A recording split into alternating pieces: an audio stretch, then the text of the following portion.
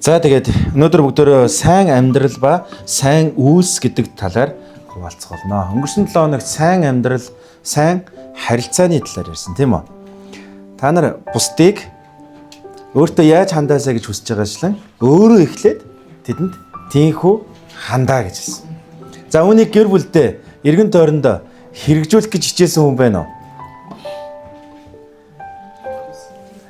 За баярлалаа. Үнэхээр хэрэгжүүлэх үед уур амьсгал, харилцаа эргээд надад. За би бол одоо өнгөрсөн 7 хоногт бол их нэртэй хэрэгжүүлэх гэж хичээсэн. Тэгсэн чи эргээд ямар сайхан зүйлсүүдийг тухрааж авбаа. Нэр маань ямар сайхан хандваа. Зөндөө магтаал сонссон. Эзэн биднийг болохоор эхэлж хий гэж хэлж байгаа. Эхэлж үүнийг хийгээрэй. За сайн амьдрал гэдэг бол тийм ээ сайн харилцаа юм аа.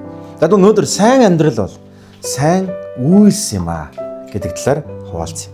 За эзний үг бүгдээрээ Матай номын 5 дугаар бүлгийн 16 дугаар ишлэлийг гаргацгаая. Матай номын 5-ын 16. За энд ингэж хэлсэн байна. Бүгд хамтдаа уншъя. Хүмүүс та нарын сайн үйлсийг хараад тэнгэр дэх эцгийг чинь алдаршуулахын тулд та нарын гэрэлт тэдний өмнө тийхүү гэрэлтгээ гэж хэлсэн. За өмнөх ишлүүдээр нь юу гарч байгааг бид нар сайн мэднэ. Манай Асын хараа чуулган анх байгуулагдахад Бурханаас өгсөн үг. Та нар бол дэлхийн гэрэл. Тийм ээ? Хинч дэнлүү асаагаад орны доор тавьдаггүй. Та нар бол газрын давс. Хэрэг давс амтаа алдвал яаж дахин давслаг болох вэ? Бид нар бол бусдын амьдралд амт өгөхөөр, бусдын амьдралд гэрэл болохоор ирсэн Бурханы хүмүүс. Мэдээж зөвхөн бид нар биш. Хүн бүрийг Бурхан тийхүү бүтээсэн байна. Эфес номын 2-ын 10 дугаар ишлэлийг хамтдаа гаргацгаая.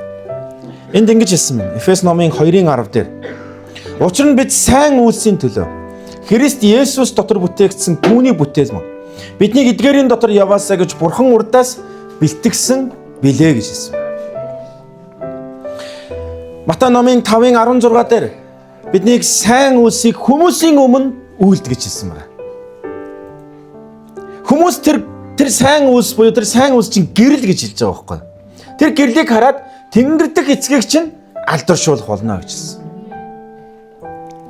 Бид нар сайн үйлсээ хинч хараагүй, хинч мэдэхгүй, ганцаараа байхдаа үлгээгүй. Мэдээж энэ чухал. Гэтэ бид нар хүмүүсийн төлөө, хүмүүсийн өмнө үйлдэх гэж хэлж байгаа. Энийг өөрөх юм бол биднийг сайн ажилчин бай, сайн иргэн бай гэдэг талаар Библи бидэнд хэлж байгаа. Ер нь бид нар ийм зүйлсэд ерөөсөө итгэж болохгүй. Энэ улс орн надад ерөөс хамаа байхгүй. Энэ төр засаг надад ерөөсөө ямар ч хамаа байхгүй гэж бид нар өөрсдөө бодож болохгүй. Бас үр хөвгтүүдэд тэгж хүмүүжүүлж болохгүй. Ер нь хараа бид нар тийм одоо хүмүүжлийн бүтээгдэхүүн нөхгүй. Харин ийм үг зөндөө сонсож байна. Төрийн төлөө огтон боож өгнө. Ер нь надад ямар хамаатай. Гэтэл энэ юу вэ? Бид улс орондоо хайргүй болгодог. Харин энэ төр засгийн гаргаж байгаа өдөр тутмыг гаргаж байгаа шийдвэр болгон бидэнд хамаатай. Бидэнд чухал. Бид оролцох ёстой. Энэ бол миний тухай ярьж байгаа. Миний оршин тогтнох тухай ярьж байгаа. Бидний аюулгүй оршин тогтнох тухай ярьж байгаа. Тэгвэл бид нар үр хөвгтүүдээ ийхүү хүмүүжүүлэх хэрэгтэй. Энэ улс орны ямар байх вэ гэдэг нь надаас шалтгаална шүү гэдэг ийм ухамсартайгаар хүмүүжүүлэх ёстой.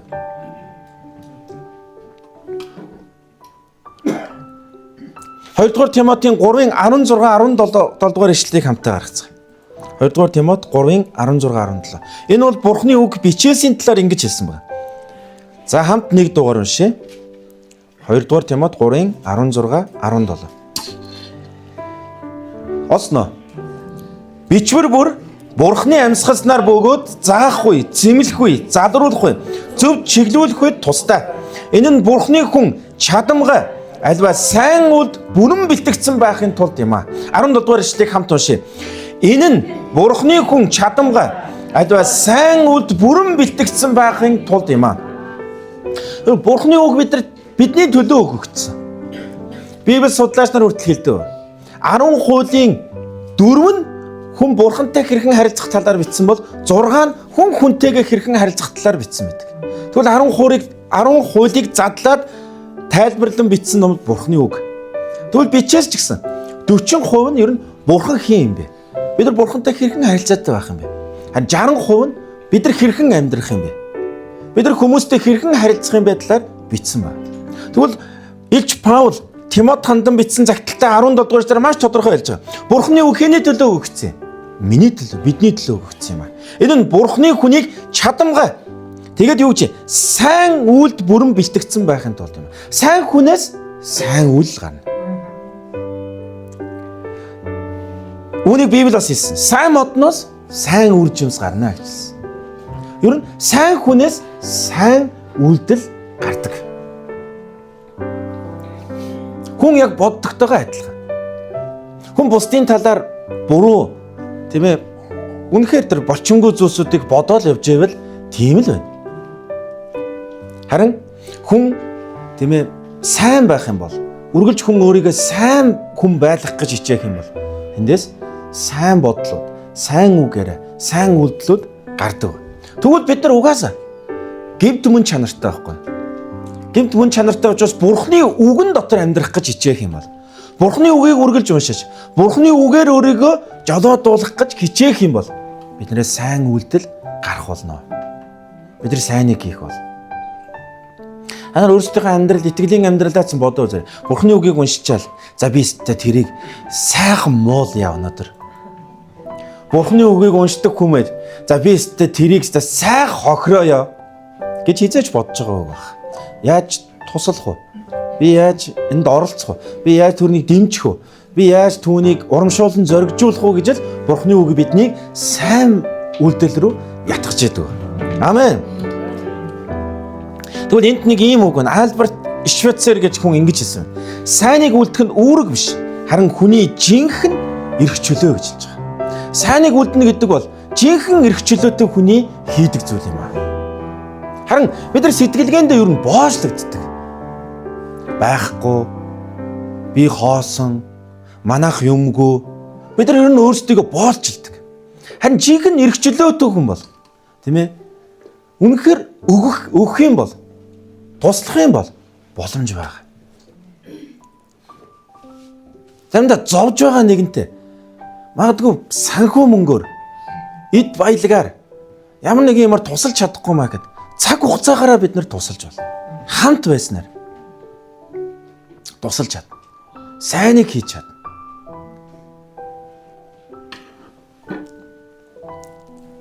Өнөөдөр сайн үйлстэй байхын тулд, сайн үйлстэй амьдрахын тулд бүгдөө 3 чухал зүйлийг та нартай хуваалцах. Нэгдүгээрт нь бузар муугаас хол байж сурах хэрэгтэй бид. Ер нь бузар муу байх юм бол сайн юм гарна гэж бол байхгүй юм. Тэр бол дүр эсгэлт. Тэр бол зүгээр жүжиг. Тэр бол зүгээр л ямар нэгэн зорилгын төлөө хийж байгаа. Нэр алдрын төлөө. Өөрийн тийм ээ ашиг сонирхлын төлөө хийж байгаа.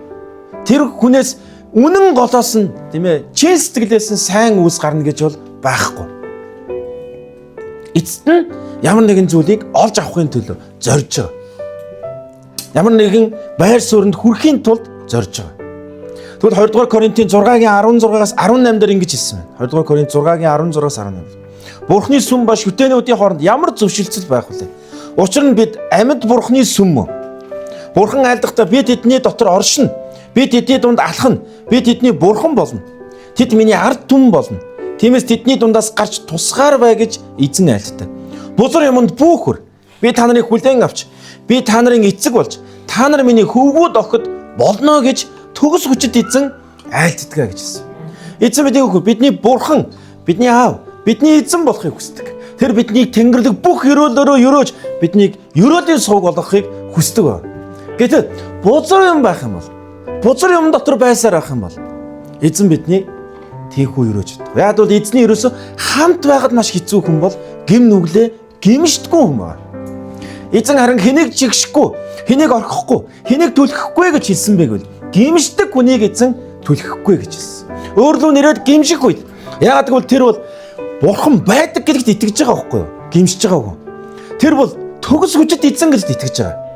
Яагаад гэвэл хэн нэгнийг уучлана гэдэг бол ерөөсөө хүн хийдэг зүйл биш. Бид нар биеийнхээ нүглийг уучлж чадахгүй. Цайруулж чадахгүй. Хүн ер нь тэр гим нүглээс ууж дотроо зовж явдаг. Тийм учраас аргалуулах гэдэг, ном уншуулна гэдэг, тийм ээ ямар нэгэн өргөл барьц өгөөд тэрийг цааруулах гэж хичээдэг. Гэтэ цорын ганц бурхан л уучлах хэрэгтэй. Тийм учраас гимшдэг хүн бол бурхан байдаг.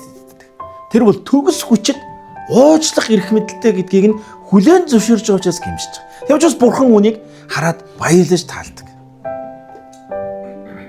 Хүүхдүүд маань гэртээ буруу зүйл хийчихэл гараад тийм ээ хэн нэгнээс очиж уучлалт гуугаад байвал тэр бол жинхэнэ уучлал биш. Тэр жинхэнэ гимшил биш.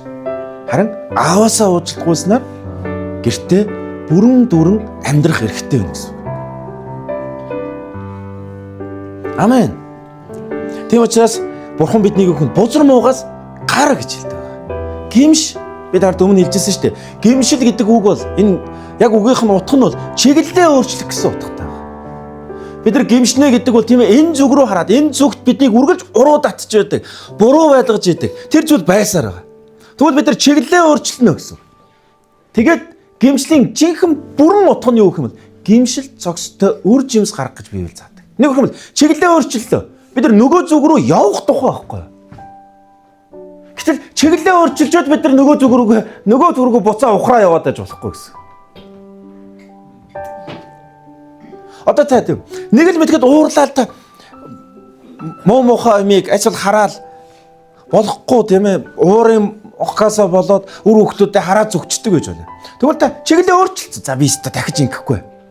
Тэгтээ одоо та аманда сайныг ерөөхийг албаар оруулахгүй юм бол гимшил зохистой үр жимсийг албаар хийхгүй юм бол тасал утсан байгаа шүү дээ. Уурлал гаргадаг. Яг бол бидний аав ээж тэгдэг байсан тэр дээрээс ирсэн байхгүй. Үүнийг дотоодгоо үзэсгэлэнгээ бүтээх номдэр Ким Янотон багш маань нөлөөллийн энэ одоо холбоос гэж хэлдэг. Энэ нэг хараалтай яг адилхан. Та нар 3-4 дэх үе чи харагдана гэж хэлсэн. Яг бурхан харагч байгаа. Тэр нөлөөлөл нь тэгжиж тасардаг. Тэгжиж байхгүй бол бид нар эзнэр дуудагдсан ерөөлийн суг болохоор дуудагдсан хүмүүс зоригтойгоор үнийг таслах хэрэгтэй. Гимшээд бид нар гимшил зохистой үр жимсийг тодорхой хугацаанд тийм ээ сахилга баттайгаар бид нар гаргах нь чухал гэдэг. Тэгвэл сургаалт төгсийн 17-гийн 13 дээр ингэж хэлсэн. Сайныг саараар хариулагчийн гэрээс ёрмуу үйл сална ажиллаж. Тэр бид нар үнэхээр ямар нэгэн зүйл хийгээ бүтэхгүй ерөөсө дандаа л нэг болохгүй харилцааны асуудал янз бүрийн гэр бүлийн тийм ээ амар тайван биш байдал байгаа бол бодоорой. Би ер нь хэр зэрэг сайныг хийдэг юм бэ? Би гэр орондоо сайныг ярьдаггүй. Гэр орондоо би сайныг үйлдэж байна. Хүмүүст би сайнаар хандсан уу?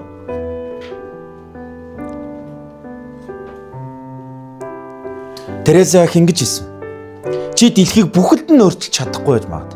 Гэхдээ нэг хүний дэлхийг өөрчилж чадна гэж хэлсэн. Бид дэлхийг өөрчилж чадахгүй. Бид нар Монгол улсаа ингэж өөрчилнө гэж бид нар том одоо ярьж тэгж чадахгүй. Гэхдээ бид нар хэн нэгний дэлхийг өөрчилж чадна. Ялангуяа таны гэр бүлд өсөж байгаа үр хүүхдийн дэлхийг та өөрчилж чадна. Хоёрдугаарт нь Бурхны өмнө Бурхны төлөө амьдарч бид нар сурах хэрэгтэй юм аа. За би Библийн ишлэлийн яг ингээд хаагаад зөндөө юм уу? Эзний мэлмий хардаг. Эзний мэлмий тийм ээ ийм хүнийг хардаг, ийм хүнийг бүр харахаас жигшдэг гэдэг ийм зөндөө байгаа. Хараа Библиэд итгэдэг хүмүүс. Библийг үнэхээр өдөр болгон уншдаг гэр бүлүүд. Юунд итгэдэг вэ? Бурхан хардаг гэдэг. Бурхан хардаг байхгүй юу? Бурхан сонсдог. Энийг бид нар үнэн голоосоо итгэх юм бол, үнэн голоосоо бид нар мэдэрч имээх юм бол бид нар Бурханы өмнө амьдарч байна. Энийг Корам Дэв гэдэг үг гэдэг. Энэ хүн Бурханы мэлмийн өмнө амьдарч байгаа байхгүй. Энийг хийж байгаа бүхэн Бурхан харж байгаа. Тэр учраас худал хуурмаг байх боломжгүй. Худал хуурмаг байлаа гэхэд гэмших ёстой бид нар. Бурхан харж байгаа байхгүй. Ийм ингэж амьдардаг хүмүүсийн сүнс өөрөө мэдрэмжтэй байдаг. Муу зүйлийг хийгээд буруу юм ярьлаа. Сүнс нь тавгуутдаг. Дул намдар Давид хаан олон удаа ингэсэн байдаг. Би шүнжэнгөө орд ирээ нулимсаараа н орлоо. Яг тэгвэл буруу зүйл хийсэндээ гимшдэг. Сүнс нь амьд. Өнөөдөр манай алсын хараа чуулган. Өнөөдөр бас манай жавхлантай эзний гэрэл чуулганыхан нэрж хамтдаа хүндэтгэл өргөж байгаа. Хоёр чуулганы итгэлийн ахын дүүсний сүнс амьтай. Бүр бялгсан амьтай амьдрэх хүмүүс байгаасаа гэж үзэж байна. Амен. Нүүрх юм бол хараа сүнс нь амьд биш хүмүүсийн та нар яаж мэдэх вэ гэх юм бол ярьчаад зүгээр хамаагүй. Тэгээ дараад нь нэр дэгцэн биш гэх. Хин нэг хэлэхээр ухаардаг. Гэтэл сүнсэндээ амьд хүмүүс бол сүнсээ захирдаг хүн бол хэлэхээс өмнө үүнийг мэддэг. Яг тэгвэл Бурхан намайг харж байгаа. Бурхан намайг сонсож байгаа. Бурханы өмнө амьдрна гэдэг бол маш өдөр Эхлэл 39 дугаар бүлэг дээр очин. Гэхдээ та нар зүгээр сонсоорой заяа. Эхлэл 39-ийн 2-оос 5 дээр ингэсэн. Эзэн Йосефтэй хамт байсан учраас түүний бүх ажил үйлс бүтэмжтэй болж тэр өөрийн эзэн Египт хүний гэрт сууж байлаа. Эзэн түүнтэй хамт байгааг мөн эзэн түүний үйлцэн бүхнийг гараар нь бүтэмжтэй болгож байгааг түүний эзэн үзв. Йосеф эзнийхээ нүдэнд тааллыг олж түүнд үйлчилсэн тэрээр Йосефийг гэрийн даамал болгон эзэмшиж байсан бүхнээ түүний гарт өгчээ. Тэрээр Йосефээр эд хөрөнгө харгалзуулснаас хойш эзэн Йосефийн төлөө Египт хүний орон гэрийг өрөөж эзний өрөөл гэр болон тариалангийн талбай түүнд байсан бүхэнд буваа гэж хэлсэн. Йосефтэй яагаад эзэн хамт байсан бэ?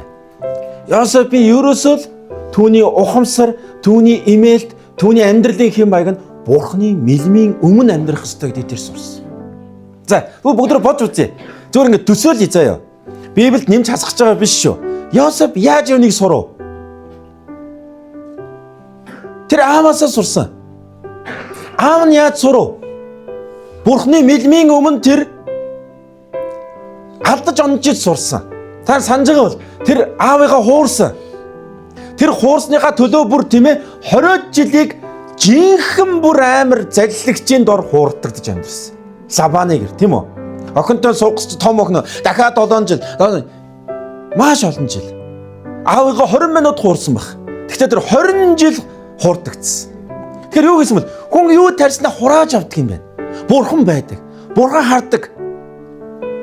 Гэдгийг л тийм ээ яг гүн гүнзгий ойлгосон баг. Тийм учраас магадгүй тэр хүүгүүдтэй заасан баг. Тэр магадгүй ихний хүүгүүдтэй сайн зааж чадаагүй баг. Гэхдээ тэр сүүл гисэн үнэхээр Йосефт бол үнэхээр тэр өдөр бүр ярьсан баг. Бурхан хардаг шүү. Бурханы өмнө ажиллаарай. Бурхан хардаг шүү. Бурханы өмнө үйлдээрэй. Бурхан хардаг шүү. Хариугч нь тэр заавал одоо тийм ээ өөх болно. Чи зүхтах боломж байхгүй. Тийм учраас тэр Египт хүний гэрт боол болон очисон ч гэсэн Бурханы өмнө ажилласан.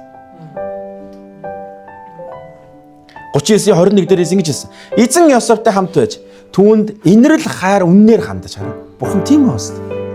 Бурхан түүнд яг тэгж хандсныхын дагуу Бурхан хандж байгаа. Тэгээд тэрээр шоронгийн ахлагчийн нүдэнд тааллыг олжээ. Шоронд байсан ч гэсэн тэр хүн намайг харах нь чухал биш. Харин Бурхан намайг харж байгаа.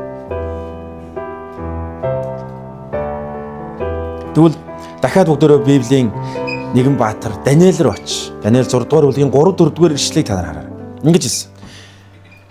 Тэгээд өнөөх Даниэл юр бусын сүнстэй тул сайд аймгийн захирагчдаас тодорч улмаар хаан түүгээр бүхэл хаанчлалыг захируулахаар төлөвлөж бай. Хараа. Хаан түүний бүх хаанчлалыг захируулахаар төлөвлөж байсан. Нар бодоо. Хэрвээ та сайн байгаа дэрвэл атаархагч нар бий болно шүү. Энэ бол амьдралын хууль. Та сайн байх юм бол хүмүүс танд дургу болж. Яг л хүмүүс биднийг өөрийнхөө гигнэнд байлгах дуртай. Тэгэхээр монголчууд ер нь Аз хүмүүс ер нь хүмүүсээс маш их санаа зовдөг. Хүмүүс яриад эхлэхээр, хүмүүс ингэж эхлэхээр бид нар өө за болий станерэ гэдэг хүмүүсээс бид нар айдаг. Даниэлийг хаан бүх хаанчлалыг Библи бүхэл хаанчлалыг гэж байгаа нь нэг хэсэг хаанчлалыг яриаггүй шүү. Бүхэл хаанчлал. Яг хаана яг дараагийн хүн байлгахаар төлөвлөж ирсэн. Тэгсэн чинь иймээс сайд нар болон аймгийн цагт улсын албаны талаар Даниэлийг буруутгах үндсийг ирсэн боловч. За энэ бол тийм ээ хэд хэдэн хаан солигдсон тухай ярьж байгаа шүү. Энэ үед Даниэл ямар буруу зүйл хийвэ гэж тэд нэр унгаах бүхий л төлөвлөгөөг тэд нар боловсруулсан. Ингийн. Гэтэл хараарай. Даниэлийг буруутгах үндсийг ирсэн боловч ямар ч буруутгах үндэс ямар ч завхрал олсонгүй. Учир нь тэр итгэмжтэй байсан бөгөөд түүнээс ямар ч хааш юм буюу завхар олдсонгүй гэж хэлж байгаа. Амен. Хөтгчийн баг нэг ус өгөөч.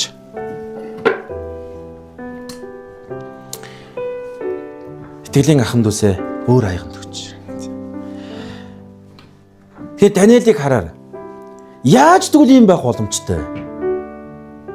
Хүнд нэг юм төгс биш юм чи ямар нэгэн алдаа дутагдал гарна штэ. Чирээс ганцхан зүйлэр боломжтой. Түүний хаан нь бурхан байхгүй. Олон хаад солигдсон. Өөрчлөгдсөн, нийгэм өөрчлөгдсөн. Тэгтээ Даниэлийг бол юу ч өөрчлөгдөөгүй. Тэрний хэмэл бурхан хэвээрээс. Библи юу ч хэлдэг лээ. Есүс өчигдөр өнөөдөр үрд мөнхөд хэвээрээ гэж хэлж байгаа. Бурхан өөрчлөгддөггүй. Бурхан өөрчлөгддөг. 2 дугаар шестер 16-гийн 9-дэр ингэж хэлсэн. Өөрт нь бүрэн хандсан зүрхтэй хүмүүсийг хүчрэгчүүлэх гэж эзний мэлмий дэлхий даяар хэрэн хэсэж явдаг юм. Чи энэ удаа мунхаг үйл хийлээ. Тиймээс одооноос эхлэн чи ямагт дайн тулаантай байна гэж Израилийн хаанд айлцсан. Эзний мэлмий яадаг вэ? Сайныг үлдэх нь үгүй юу гэж хайж явдаг. Итгэмжтэй байдал гэдэг бол үйлдэл шүү. Бодол биш. Хэн итгэмжтэй байх нь гэж бурхан харж байгаа. Тэгээс хэн итгэмжтэй бодох нь гэдэг талаар итгэмжтэй байдлын талаар бодох тухай хэлээгүй. Хэн итгэмжтэй байх нь. Гэтэл энэ баярлаа. Энэ хаан итгэмжтэй байж чадаагүй. Тэгэхээр бурхан бидний юу үлдэх нь вэ гэд харж идэг. Яаж хандах нь вэ гэд харж идэг. Сенека гэж манай 1-р зууны үед амьдарч байсан нэгэн гайхалтай философч байдаг. Энэ хүн ингэж хэлсэн. Сайн хүн байхын шагнал нь сайн хүн хэвээр үлдэх явдал юм байна. Бид нар сайн хүн болох гэж зориг тавиад сайн үйл хийж байгаа юм шиг. Зүгээр л бид нар сайн хүнээрээ амьдрмаар. Энэ биднэрт жаргалтай. Энэ бидэнд ичих явдалгүй. Энэ бидэнд зоригтой байхад хүргэдэг. Энэ бидэнд шагналтай амьдрахад хүргэдэг байна. Сенека гэж энэ хүнийг та нар сонсч байсан баг. Мундаг философч хааныг гаргаж ирсэн. Яг үндэ бол Неро хааныг гаргаж ирсэн юм баг. Неро хаан түүнийг алсан баг. Яаж алсан бэ гэвэл тэр одоо ингээд нөгөө үргэлж ингэж мацаг барин одоо амьдрдаг байсан учраас цусаа хаансан. Тэгээд цус гараагүй. Тийм учраас өөрийгөө хэлсэн шавнартаа халуу ус ингээд чулуун ван бэлдээд тавиад гаж. Тэгээд тэр чулуун халуун усанд орсон. Ингээд халуун усанд орсон цус тэлж байгаа шүү дээ. Тэгээд цус нь баг багаар гойцоор байгаад шавнарынхаа өмнө тэр амар тайван дотор амиа өгсөн. Юу ч хэлсэн юм бол тэр хааныг бэлдэж уулна гаргаж ирсэн. Гэтэ тэр эцэг эхээ хүртэл хороосон. Тэгээ эцэг эхээ хороосон хүн бол багшигаа хорооход юу авах вэ гэж хэлээд тэр одоо өөрийнхөө амийг өгсөн мэт. Тэр хүмүүс энэ үгийг ямар хүн ямар нөхцөл байдлаас хэлсэн бэ гэдгийг та нарыг бодоосоо гэж хэлж байгаа шүү. Зүгээр нэг гоё амьдраа, зүгээр нэг сайхан алдар нэртэй байгаад явсан бол нэг өөр. Тэр эцсийн мөч хүртлээ сайн хүн байхыг чухал тавьсаар. Зорилгоо тийм амьдралынхаа эцэс хүртэл тавьсаар өгсөн байна. 3 дугаарт нь сайн үйлс хийхин тулд бид нар тийм ээ 1-р юу гэж хэлээ? Бузар муугаас бид нар хол байж сурах хэрэгтэй. Хүн ингээд дотроо бузар мууг тээх юм бол хүн бузар муу дотор амьдарсаар байх юм бол сайн зүйл гарна гэж бол байхгүй. Хэрэг гарч байгаа жүжиг тоглож байгаа зүгээр. Харин бид нар бузар муугаас гарах боломж юу вэ? Бурхны өмнө гэмших. Гэмшил зохистой үр жимс гаргах. Тэр санаж байгаараа Закхай ингэж хэлсэн шүү дээ. Закхай хуучин гэрээний гэмшил зохистой үр жимс гаргахыг аягүй сайн мэддэг байсан. Би олж авсан хөрөнгөө хуваагаад ядуус төгөх болно гэж хэлсэн шүү. Энэ гэмшил зохистой үр жимс шүү. Яг бол буруу аргаар олсон хөнгөө би ядуус төгөх болно гэж хэлж байгаа. Бүр юу гэж хэлсэн бэ гэвэл өөр Библийн ишлүүдээр ч гэсэн Есүс эдгээгээд тэгээд тийм ээ үүнийхээ төлөө чи зохистой зүйлийг хий гэж хэлсэн мэт. 3 дугаарт нь өдрөө сурах ёстой зүйл юу гэх юм бэ? Тусламж хэрэгтэй нэгэнд тусалж сурах хэрэгтэй. Агуу гайхалтай алсын хараанууд хэрэгцээнээс эхэлсэн байдаг. Агуу гайхалтай тийм ээ хүмүүс тэр амьдрч нөлөөлсөн тэр амьдралыг бид нар сонсох юм бол хэрэгцээнээс эхэлсэн байдаг. Ингээд жоохон юм онлоор ярихад таант байхгүй юм байна. Энэ дэлхийн та нар агуу үйл хэрэг хийсэн хүмүүсийг та зүгээр ингээд анзаараад үзээрэй. Тэд нар нийгэмдэр гарч ирсэн хэрэгцээг харсан. Жишээ нь анхны одоо хэвлэх машин үйлдвэрлэсэн, бий болгосон. Энэ хөөм бол Библи олон хүмүүст хүрээсэй гэдэг хэрэгцээг харж ирсэн. Яг л Мартин Лютерийн үед одоо тийм ээ хүмүүс зөвхөн одоо тийм ээ эрх ямбтай хүмүүс нь л уншдаг, тэгээ өөрийнхоороо тайлбарладаг, хүмүүсийг иргэшээлтэй байлгадаг ийм л нийгэм байсан. Хүмүүс боловсрох хэрэгтэй, хүмүүс сурах хэрэгтэй. Ялангуяа Бурхны үгийг сурах хэрэгтэй. Өөрсдөө уншиж сурах хэрэгтэй гэдгийг харсан учраас Джон Гутенберг гэж хүн тийм үү? Библийг хэвлэх машиныг зохиосон байна. Тэгвэл өнөөдөр хүүхэд эмэгтэйчүүд тийм ээ янз бүрийн том энэ хөдөлгөөнүүд анх хэрэгцээнээс эхэлсэн. Нөхөр нь тийм ээ амар аригчин тэгэл үргэлж одоо тийм ээ их нэрийгээ зодддаг байсан ийм Америкийн одоо нийгмээс эмэгтэйчүүдийн том хөдөлгөөн эхэлсэн. Хана хэрэгцээ байсан. Тусламж хэрэгтэй гэдгийг хараад үл оошгоогүй.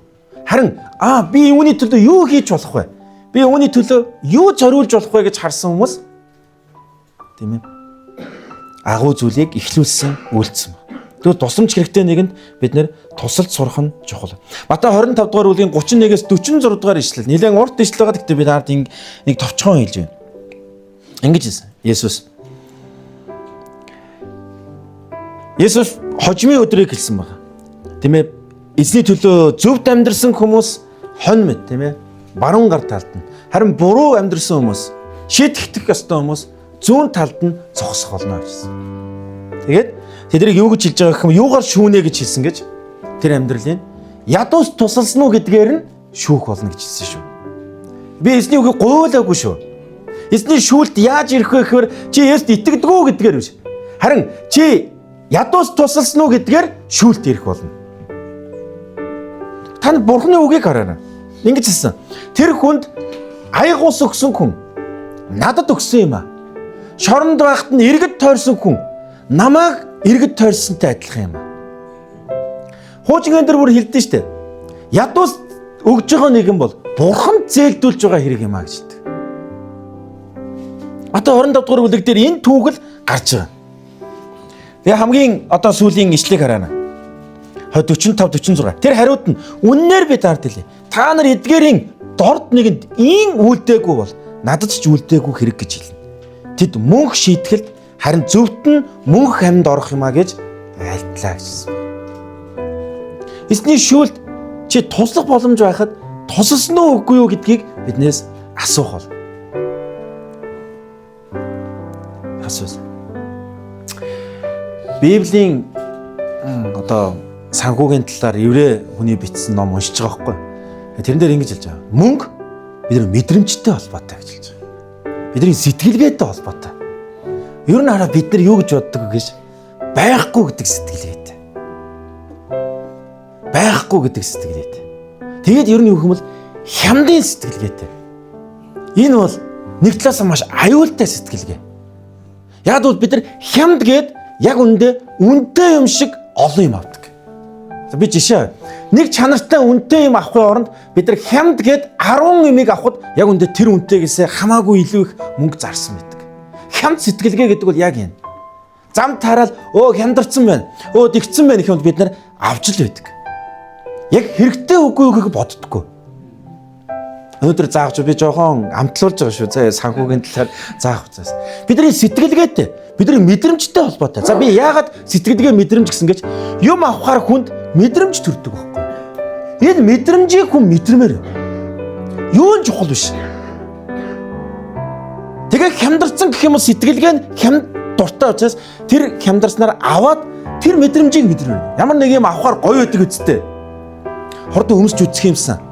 Би яа мэдээд би тийм байхгүй юу? Энтэй тэмцэлж.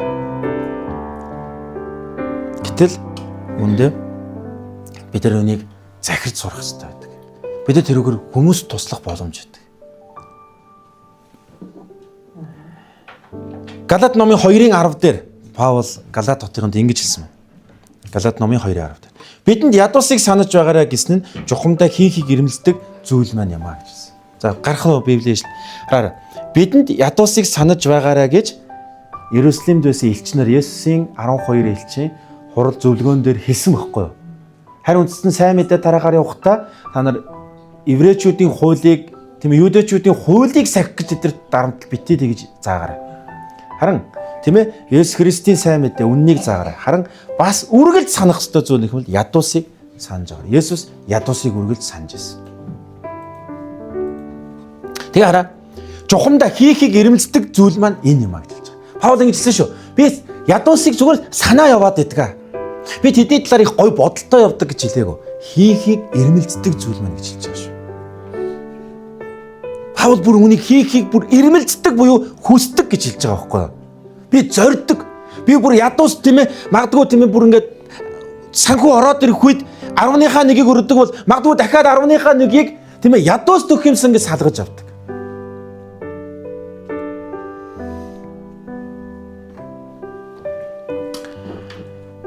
Гурван зүйлийг өнөөдөр хуваалцлаа. Сайн амьдрал бол сайн үйлстэй байх.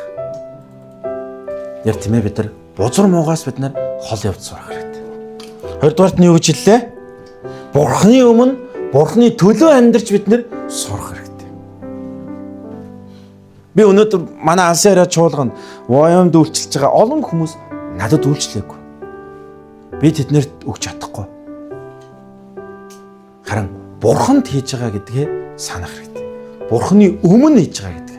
Надад ингэж гомдох, гонсоох, тийм ээ, ёстой нэрэ гэд. Ер нь хүн хэцүү байх үедээ ийм гомдлууд дотор төрдөг. Олон жил үйлчлээ гэдэг ч юм уу. Тэр үед шийдэх хэрэгтэй. Хэний төлөө үйлчилж байгаа? Хэнд хийж байгаа? Хэнд зориулж бид нар хийж байгаа? Бурхны өмнө амьдрна гэдэг бол шийдвэр юм. Гуравдугаар тийм ээ бид нар ядуус тусалж бид нар сурах хэрэгтэй. Энэ бол зүгээр нэг ингэ мэдрэмж төрхөөр биш. Бүр зориулалт гарган амьдрах хэрэгтэй. Библи бидэнд үүнийг л санаалдаг. Хэд хэдэн улсаар явж байхдаа төгсгөлд нь хэлэхэд нэг зүйлд үнэхээр таалархаж байгаа. Зарим нэрээ үнэхээр санхүүгийн хувьд ч юм уу одоо мундаг болцсон гэж байгаа улсууд арайчдыг имээр завхарч зөвөр бодохдоо жоохон хэцүү байхгүй явдаа энэ улсууд. Харин Монгол улс жоохон гачигдал дутагдал магадгүй олон саад бэрхшээл амьдралын янз бүрийн зүйлсүүд байгаад бид танд талархмаар байгаа байхгүй. Бид жинхэнэ хүн шиг амьдарч байгаа байхгүй. Зүтгэж, тэмцэж, гэр бүлдээ хайрлаж, тийм ээ, амьдрахын төлөө зүтгэж байгаа байхгүй. Зарим нь зүгээр завхарч байгаа байхгүй. Энэ ер нь хараа ийм тав тухтай, ийм байдалд очихороо бүр дур зоргоороо олж байгаа байхгүй. Тэгээд эзний нэг ерөөсө шийтгэл гэх юм уу, эзэн бидэнд ханддаг зүйл юм. Тэр хүмүүсийг дур зоргоор нь амьдрахыг зөвшөөрчдөг. Яг тэгвэл тэрнийхээ горыг, тэрнийхээ одоо үр дүнг амсаад амьдраарай гэд өгчдөг. Тэгээд заримдаа би бид нар зүгээр гачигдал дутагдaltaй байгаад одоо талархах хэрэгтэй юм шиг. Биднийг эрүүл саруул байлгаж.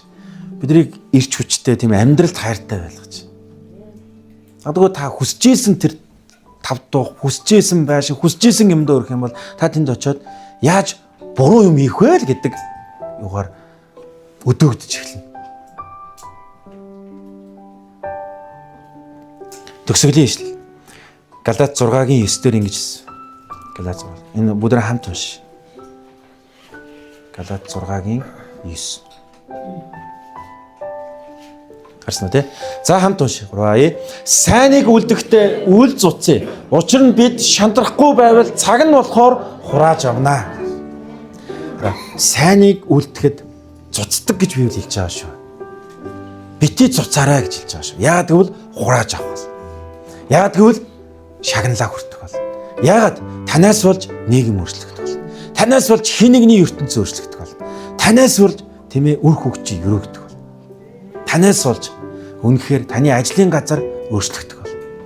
Та сайныг үлдээрэй. Зүгээр сайныг үлдэх талаар бодолтой байх нь хангалттай юм аа. Сайныг үлдэхэд зориулт хэрэгтэй. Таны сайныг үлдэхэд шийдвэр хэрэгтэй. Сайныг үлдэхэд золиос хэрэгтэй шүү. Үнгүүгээр Паул хэлж байгаа байхгүй. Битээ цуцаараа. Яагаад?